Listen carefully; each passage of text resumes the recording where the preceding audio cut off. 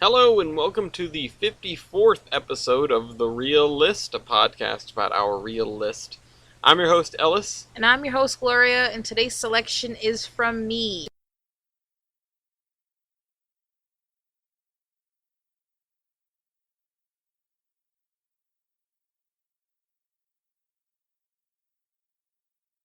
By Jim Henson and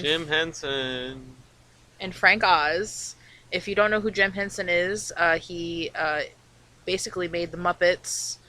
Mr. Muppets. Yeah. He's a master puppeteer, and he has his creature shop where they make all crazy puppets. Mm-hmm. Actually, his creature shop is made the suits for the Five Nights at Freddy's movie that's supposed to be coming out. They're a pretty world-renowned group of people for animatronics and costumes and things like that. But we were just sort of scrolling through. We were supposed to watch something else. What were we supposed to watch? I don't know. It was a toss-up we were between... going to watch The Help. It was a toss-up between two other movies because I was trying to fill in some gaps we have in the list. Yeah. But we ended up watching The Dark Crystal because it was free on YouTube, so... Yep, we were just scrolling through YouTube, and there it was. So here it is. This is directed by Jim Henson, Frank Oz, starring Stephen Garlick, Lisa Maxwell, Billy Whitelaw, Percy Evans. Basically, the synopsis of this movie is it's 1,000 years on the planet Thera, and two races appeared after the Crystal of Truth split. Split. Yeah, well, it says shattered. Well, I think it did shatter, and then all the pieces went back together except for the one shard. So, and then after the shard was missing, two races appeared called the Skeksis and the Mystics. Mm-hmm. And in the beginning of the movie, the narrator says that the two emperors are dying, and the Skeksis and the Mystics are connected through the crystal. He says that, and you sort of get the vibe that that's going on because the two leaders die at the same time, mm-hmm. and also the opening narration, which this movie has quite a bit of opening narration to set the stage on this extremely alien world. You know, mm-hmm. this extremely alien setting. No humans to speak of, just all these different weird races and species. And the opening narration has this sort of mirrored quality to it, where he says the same thing twice, but for the Skeksis and for the Mystics. Yeah. I just wanted to point that out because I thought it was neat. It was one of the first things in the movie that I went, "Oh, that's cool. Okay." Setting the stage. So after the Emperor of the Skeksis dies, Chamberlain and what's his name? They hash it out. They do trial by stone. Which is just them swinging a sword at a stone. Chamberlain and the general, they just basically... It's Skeksil and Skekung. Yeah, but they call him Chamberlain in the movie, so yes. I mean, I don't understand. But yeah, they do trial by stone, which is them basically just swinging swords at the stone, and Skekung breaks the stone and proclaims himself as the emperor, and they basically banish Chamberlain. Yeah, I had a question. They pull all of his robes and stuff off and kick him out of the castle. I had a question about that, which is, do they get a new stone every time for the trial of stone? I don't know, or but has it been the same stone for the last? Did you notice that how the chunks missing from the stone? From previous trial by stones? Yeah, well, that's why it looked like that this is the same stone. I mean, it seemed like a big deal when they split it in half, but I wonder what they would have done in the future now that they split the stone in half. They're going to get a new stone? Well, they don't have to worry about that future because the ending of the movie happened. Well, yeah, I mean, I wonder if that was the same stone that's lasted them 1,000 years of trial by stone. Who knows? Well, the Emperor probably ruled for the 1,000 years, and then he probably died before the next Great Conjunction. I mean, you think so? It said there were 1,000 of them, and now there were 10. I feel like maybe the 990 Skeksis that died before now. One of them, it would be kind of crazy odds if the Emperor of the Skeksis is the same one from 1,000 years ago. We don't even know how long the lifespans of these things are. We don't know if they have kids. We don't know if they're the exact same, like, if Skexel and Skekung appeared 1,000 years ago, or if they're like the descendants. There's a lot of, well, I don't know, in this movie. There's a lot of, blanks that they don't fill in. They don't need to fill them in. Because, again, it's this, we would have 5 hours of world building if we wanted to. Instead, we got, generously a couple minutes of opening narration that set the stage. I'm not knocking the movie for it. I'm just saying that there's a lot that you could want to know more about. Yeah, I mean, I'm pretty sure that. Well, they also have a show. I told, like I said when I mentioned when we were watching the movie, they came out with a show. It actually mentioned. Is the show? They mentioned it. Go up. They mentioned. Where? They mentioned it up here. Yeah. Dark For Krystal. the 2019 Netflix series, see The Dark Krystal: Age of Resistance. Yeah. Oh my god. Okay. Yeah, it's not the same cast. It's a different cast. I mean, how much does the cast really matter in terms of puppets? I mean, you never. I mean, know. the only voice that stood out to me was. Oh yeah, Chamberlain's whimper. Chamberlain goes. Oh, so anyways, the Skeksis actually killed out a race called Gelfling to keep them young.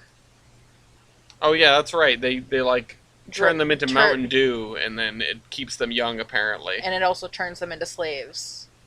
Yeah, that's right. So anybody who looks at the crystal and like gets their like essence beamed out of them, they turn into slaves. But apparently, after the crystal was repaired, everybody turned back to normal.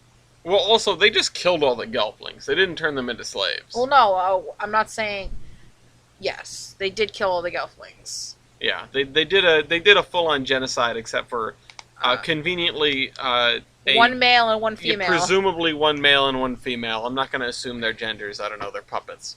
We don't know how they reproduce. We don't know if they reproduce. Well, I guess we know that they reproduce because they had parents, right? Yeah, they had parents. Had, past tense. But like I said had. I know. I'm just emphasizing that the other ones are all dead. All the Gelflings, except for these two. As far as we know, there could be more. Not that it matters. I want a Kermit sewer slide. But yeah, they make Gelfling juice out of them, and then they kill them. It's supposed to keep them young for forever, and they abducted a bunch of podlings, which is another race that lives on the planet Thera, and they turned them into slaves. And their essence wasn't keeping them young long enough. Yeah, I think it seemed to me that they just figured out that they could make Mountain Dew out of the other ones to keep them young, and then they were testing it and it didn't work. Yeah. Because they said, oh, it always worked with Gelflings. It really makes you wonder how long ago were all the rest of the Gelflings killed. Or... Well, I mean, it shows a flashback of Jin getting rescued by the Emperor of the Mystics, the leader of the Mystics. And he was a baby, so I don't know. Got to figure it's. Again, we don't know how these things. We don't know much about them. We don't know how they age. Yeah, exactly. We don't know. He could be 100 years old, but he's still a child. But anyways, Jin, the leader of the Mystics, tells Jin that he is the person who was supposed to put the shard back into the crystal. Yeah. So he says to go seek out Ulgra, and she'll have the shard, and then the Skeksis find out that there is still a living Gelfling, and they send their Mirelurks, their giant crab-like creatures called the Gartham to capture him. They can call them whatever they want, but I've seen those things before. I killed a bunch of them in Fallout. You actually said that this movie had really high quality for it being what it is. In what way did I say that? With the costumes. Oh, well, yeah, of course, it's Jim Henson's Creature Shop. The thing is, they're so intricate, It doesn't look like, oh, these are like puppets or whatever. I mean, the Gelflings a little bit, because they're a little bit more simple. But the Mystics, the Skeksis especially, have all these very ornate costumes on top of their puppets. Even when Chamberlain got derobed, Like they put so much detail into like what his body would look like, like he would look like derobed. Actually, the one time where I was like, "Oh, this is weird," is when what's Gelfling's name? Jen. Jen. Jen and Kira. Yeah, when Jen is like having internal thoughts, and they're just sort of like zooming in on Jen's completely static face because he's not like moving his mouth because he's just thinking, and I'm like, this is weird. I don't know why this is off-putting to me. But that was the one time where I was like, yeah, I don't know about this whole puppeteering thing. They're called Gartham. They have their own Wikipedia article. The Mirelurks. But yeah, anyways, they send Jen goes on his mission to find Olgra, and he finds her. And I don't know what best character in the film. I don't know what you would call her. I guess she's like a witch. She's a weirdo. But anyways, Olgra. she gives species unknown, said to be born of the essence of the planet Thra. Intersexed. Yeah. Affiliations Thra. Performed by Frank Oz, David Greenway, blah blah blah blah blah. Voiced by Billy Whitelaw. She's best character in the film. I mean, but she basically throws a bunch of shards at Jen, and was like, "These are one of them. One of them's here. Yeah, one of them's got to be it." And so, he's sitting there, and she's like, "Did you figure it out yet? Did you figure it out yet?" And he finally figures it out. And by the time he figures it out, the Gartham show up. Yeah, the Mirelurks bust in the door and burn the place down. Burn her whole place down, her whole home. And she has like the whole like astronomy thing that's swinging around. And the thing that I was very impressed by, again, this is all puppeteering and stuff. I know there are sometimes just people in the costumes, but they still managed to use the moving scenery of Augra's home as a set piece in the fight where Jen escapes. Like, he gets up on that thing, and then he jumps out the window. He breaks the glass, and he jumps out the window. Yeah, it was kind of impressive to me. Like, I was, just like, this is in some ways a pinnacle of practical effects. Especially coming off of an animated movie that we watched before this. It's like, this is animation, and this is the limits of what you can do in the practical world without animation, without any computer generation. I know not all animation is computer generated, but but whatever. But anyways, he leaves. He gets tired. He falls asleep, and he wakes up to another Gelfling, a female Gelfling. He's never seen another one before in his life, and he's like, "You're one of my kind. Are there any more?" And then she had been taken in by the podlings. And she takes him back to her village, and they throw this feast, and they're just having a good old time, and then the Mirelurks bust in and burn the place down. And then the Gartham come back. The Gartham come back, and they take the podlings in a basket as prisoners, and they're trying to get Jen and Kira, but then Chamberlain comes in and stops them. Yeah, because Chamberlain is trying to get their trust. Trying to gain their trust, but also trying to get his way back into the castle. Yeah, he figures that, and this wasn't something that, like, I thought, like, wow, damn, he's gonna really betray the Skeksis. the Skeksis, and then I realized, wait a minute, no, he's gonna use them for clout. Yeah, like he's gonna like, look what I found. Yeah, exactly, and that's what happens. Basically, that's what he does. Like, they get back to the castle and everything, and they're just in the, I want to say, like, the catacombs, like the basement, I guess. The sewers. They're in the basement of the castle, and like Chamberlain's like, "Oh, we'll make peace, and he practically almost kills Jen, and then takes Kira and gets his position back. Oh, and during this, like, for the duration of the entire film, the Mystics are on their way to Oh, yeah, they're castle. on their way to the castle for the Great Conjunction. And if you didn't understand that the two races are connected, when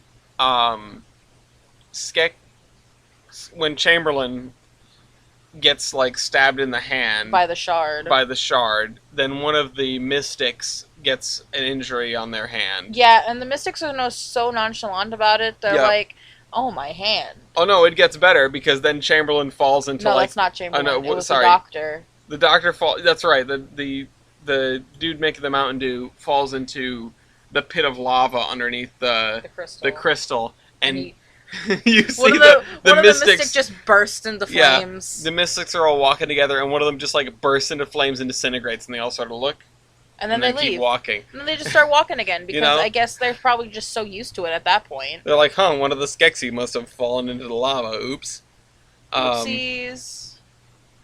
But it has that really neat parallel, and this is like, it feels like an Aesop's fable come off the page, sort of. I don't know why exactly that's what comes to mind here, but just, there's no other word but fantastical. I mean, it's a setting that's so unfamiliar. It's races and species and interactions and, magic that's beyond unexplained. Mm-hmm. That's just, it's a whole universe that we don't understand, and they don't really try to explain that much to us. It's just, this is the world we're in. They're going to throw you into it and let you figure it out for yourself. This is the world we're in. That's what I love so much about this movie, is because it's like, it gives you that whimsical feeling. It gives you that aspect of, this is the story we're going to tell you, and this is how it's going to play out.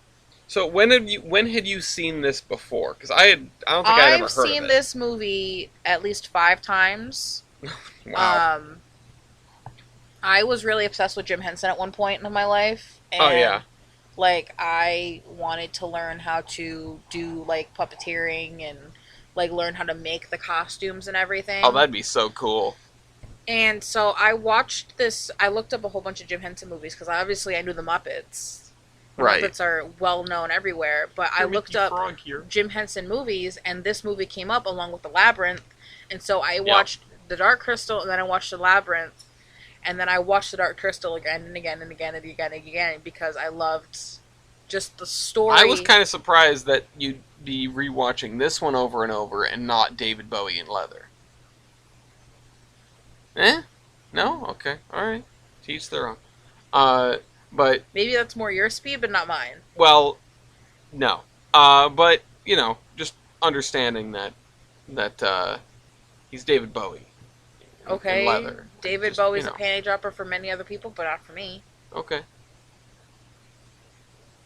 It's okay. Okay. I don't know. I don't understand the point you were trying to make there. I don't really understand the point I was trying to make either. It's okay. Do you have any questions? Well, that was my question. No, I'd rather watch The Dark Crystal. No, not that one. Like this, watching it before portion. Oh yeah, I've watched it 5 times. I watched it when I was living with my grandmother, when I was living with my father. Like, I think I've watched it once when I lived here, before we even had this movie list. Yeah, I always admire your, like, I don't rewatch stuff ever.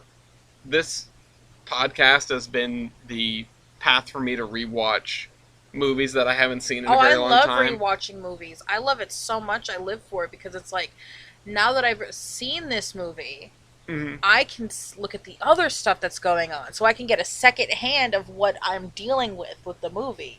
Oh yeah, no, I can definitely understand why wanting to rewatch this. Like, I feel like if I rewatch this, I mean, I might be a little bit bored, but I would at least not be like, what the hell's going on all the time. I would have an understanding of what's going on. But then again, there's not that much for you to figure out in this movie. Like, there's not that much for you to sort of pick apart and piece back together. It's pretty straightforward. No, but what I mean is, like, I can, like, look at the movie, like, watch the movie and notice details that I didn't notice before. Like, I can always, like, pick things out that I'd never seen before. Was there anything that you picked out this most recent time, or even in previous times, that you didn't notice the first time around? The scene where they're...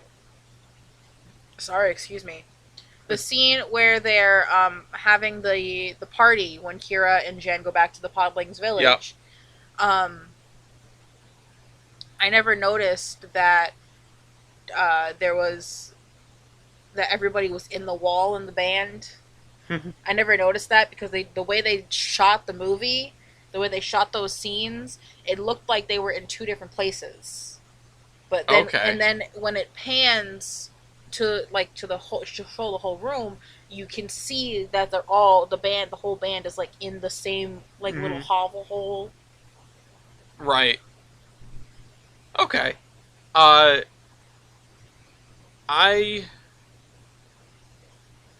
wish I understood more of how they were being tracked. Like, I'd probably look out for that, because they do point it out. What, the Gelflings? The Gelflings being tracked by yeah, they're being tracked by the bats. Okay, yeah, I knew it was like birds or bats or something, it's just they're always there. But yeah, I feel like they could have been more subtle about it, even. I feel like they could have, because they give you a shot of one every time, it's like, dun-dun, here they come. They also sent one when they were in the river, and they shot it down. There was also one in the tree when he was going to Algra's. Yeah. I don't know, at the same time, I feel like it's a relatively straightforward... It's a very... movie. This is a very, like... Sorry, go ahead. But I do wish I was able to spend more time in the universe. I'm not sure I would watch the series, but... The series gives you more time in Thera. Yeah, I'm sure. I'm just sort of... I just am curious. Like, I have so many questions. There's so much about this world that I'd love to peel back the curtain on, but they probably didn't think that hard about. The series will probably give you that more of an insight, but I feel like you wouldn't want to watch the series, in my opinion. Did you watch it? I did. What did you think? I loved the series. I thought it was great. I mean, I think it sets before the crystal broke. I think that's what happened. I don't think it's before the crystal broke. No, because there are Skeksis, so it has to be after the crystal broke. Oh, so it's probably during... This is probably, like, before the Gelflings got killed. Yeah. Or I would assume that... it is during the killing. No? I feel like that's what it would be about. But the Age of Resistance. Well, the Gelfling clan sounds like there's quite a few of them. I like how there's a disambiguation of Age of Resistance redirects here for the era of the Star Wars timeline. See, Star Wars sequel trilogy. Well then. The 3 Gelflings. Yeah, I mean, I might be. How much content is there here? There's 10 episodes. Okay. Yeah. I mean, in the future, perhaps. I might just read about them. It's on Netflix. Oh, hey, look, there's, A millennium had passed since Mother Augur entrusted the Crystal of Truth to the alien Skeksis, who siphon its life force to maintain eternal youth. The corrupted Dark Crystal begins to cease giving its energy away. Makes it seem like, I mean, if a millennium has passed since Skeksis exist, right? Because they came about when the crystal broke, which was 1,000 years... 1,000 years ago. Yeah, ago, from the movie. So that's pretty close in before the movie, it would seem. I assume it just sets up the prophecy. Probably. Well, probably. You're the one who's seen it. Well, see, the thing is they never made a second season. It was only one season and done. Oh, was there supposed to be more? Or? Yeah, because the way they ended the first season, like it never got a reboot, which is sad because the way they ended season 1, it's like a nail biter. Like, you need more. Gotcha. So I mean, okay, yeah. So they wanted to do more with it. I don't know. I would love to just get like a plot summary of that series and see how it ties into this. I don't know. This has been sort of a meandering episode of this podcast because I don't have a ton in this that sort of grabbed me to talk about.